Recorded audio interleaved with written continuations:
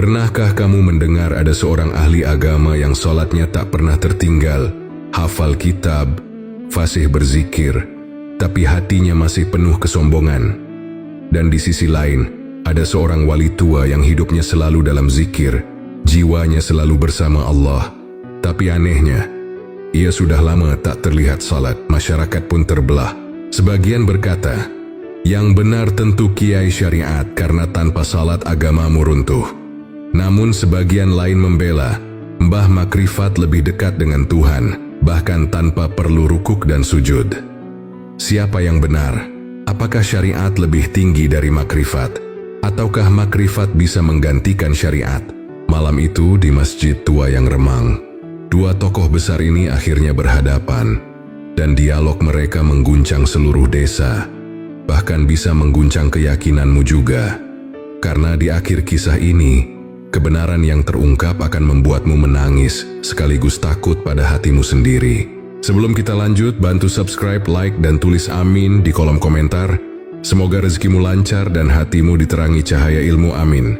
Di sebuah desa yang tenang di tepian hutan Jawa, berdiri sebuah masjid tua yang menjadi pusat kehidupan warganya. Dari menara kayu yang sudah mulai lapuk, setiap azan berkumandang lembut menembus sawah dan ladang. Masyarakat percaya, masjid itu bukan hanya tempat ibadah, tapi juga tempat di mana ilmu dan hikmah diturunkan. Namun di balik ketenangan desa itu, tersimpan pertentangan batin yang perlahan tumbuh antara syariat dan makrifat. Dua jalan menuju Allah yang tampak berlawanan namun sama-sama suci. Di desa itu hidup dua tokoh besar. Yang pertama dikenal sebagai Kiai Syariat, sosok tegas dengan sorot mata tajam dan langkah penuh wibawa. Setiap hari ia memimpin salat 5 waktu, mengajarkan fikih, tauhid dan hukum-hukum agama kepada para santri. Tak ada satupun warga yang berani bermain-main dengan urusan ibadah di hadapannya. Ucapannya singkat, tapi penuh makna. Bagi banyak orang, beliau adalah contoh manusia yang taat syariat dan berpegang teguh pada hukum Allah. Tokoh kedua adalah Mbah Makrifat, lelaki tua dengan jubah lusuh dan sorot mata lembut. Ia jarang terlihat di masjid, lebih sering duduk di bawah pohon beringin besar di pinggir desa. Tapi siapapun yang duduk di dekatnya akan merasakan ketenangan luar biasa, seolah seluruh kegelisahan hilang begitu saja. Banyak warga datang kepadanya untuk memohon doa. Aneh tapi nyata, doanya sering dikabulkan. Ada yang datang karena anaknya sakit, ada yang sawahnya kekeringan, dan setelah ia mendoakan, selalu terjadi keajaiban.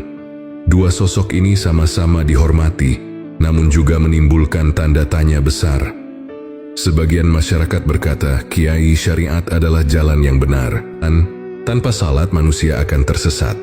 Tetapi ada pula yang berbisik, Mbah Makrifat lebih tinggi ilmunya. Ia sudah tidak butuh bentuk, karena hatinya selalu bersama Allah.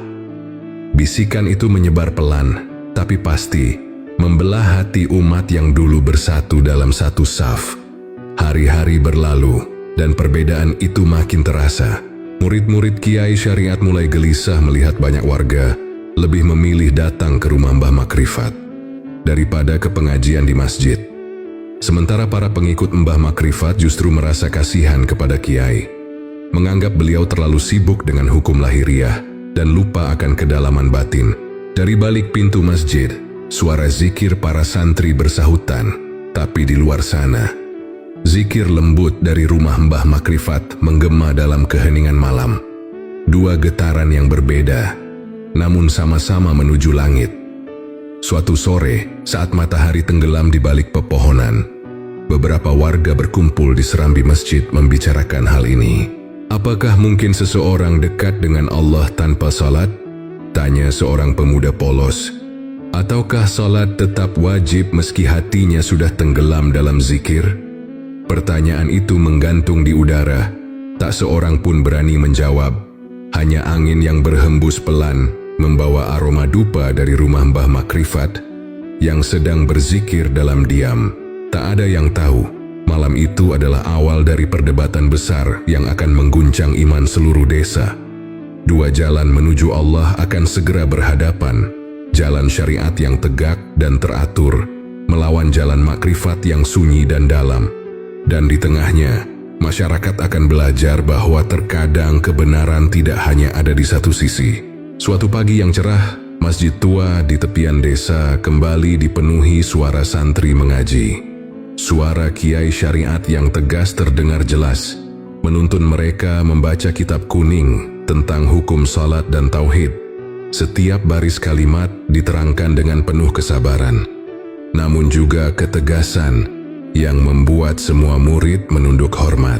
Bagi masyarakat, kiai syariat adalah penjaga syariat, benteng agar umat tidak tersesat dalam tafsir bebas. Ia hidup sederhana, namun waktunya seluruhnya tercurah untuk mengajarkan hukum Allah. Setiap gerakannya penuh disiplin. Ia bangun sebelum fajar, berwudu dengan hati-hati, dan menyiapkan masjid agar selalu bersih sebelum azan subuh. Tak ada waktu yang terbuang sia-sia. Setelah sholat, ia menulis catatan kecil di kitabnya, lalu memberi nasihat kepada santri. Ingat, ucapnya dengan suara dalam, tanpa syariat, tidak ada makrifat. Siapa yang meninggalkan sholat berarti menutup pintu menuju Allah. Kalimat itu menjadi prinsip hidup yang dipegang para muridnya hingga ke lubuk hati. Namun di sisi lain desa, kehidupan Mbah Makrifat berjalan jauh berbeda. Rumahnya terbuat dari kayu tua dan atap rumbia. Tak ada kesan kemewahan, hanya tikar usang dan kendi air di pojok ruangan. Tapi dari tempat itu, banyak orang merasakan kedamaian yang tak bisa dijelaskan kata-kata. Setiap malam, cahaya lampu minyak menyala lembut sementara Mbah Makrifat duduk bersila dengan mata terpejam. Bibirnya berzikir pelan, napasnya tenang, seakan setiap hembusan udara adalah panggilan cinta kepada Allah.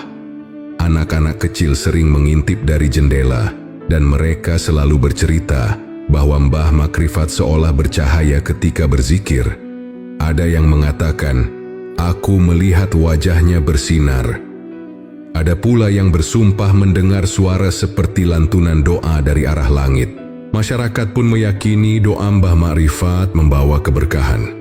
Ketika kemarau panjang melanda, warga datang memohon doa. Ia hanya menengadah sambil berbisik, "Ya Allah, turunkan rahmat-Mu." Tak lama kemudian hujan pun turun membasahi desa. Namun keajaiban itu tidak membuat semua orang yakin. Bagi para santri kiai syariat, Mbah Makrifat dianggap telah menyimpang. Bagaimana mungkin seseorang yang jarang ke masjid bisa begitu dekat dengan Allah? Gumam salah satu santri dengan nada curiga. Mereka menganggap kedekatan Mbah Makrifat hanyalah tipu daya setan yang menyesatkan, sebuah jalan tanpa aturan yang berbahaya bagi umat. Tapi bagi sebagian warga, kehadiran Mbah Makrifat justru menjadi pengingat lembut bahwa hubungan dengan Allah tidak hanya lewat ritual, tapi juga lewat hati yang ikhlas. Mereka berkata, kiai syariat mengajarkan hukum, tapi Mbah Makrifat mengajarkan rasa. Dua guru, dua dunia, dan dua cara memahami Tuhan. Keduanya tampak saling bertolak belakang. Namun